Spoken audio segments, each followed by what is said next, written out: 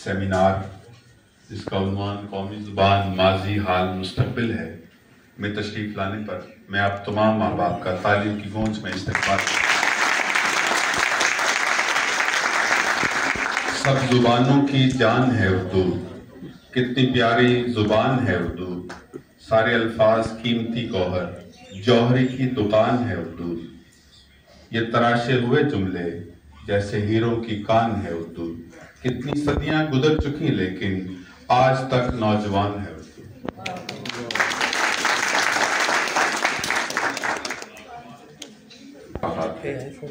माजी तख्लीकारों ने रोशन किया, हाल आप तलबा की वजह से जगमगा रहा है और मुस्तकबिल को जिंदा और जावेद रखने के लिए हमारे ये असातिज़ा दिन रात मेहनत कर रहे हैं।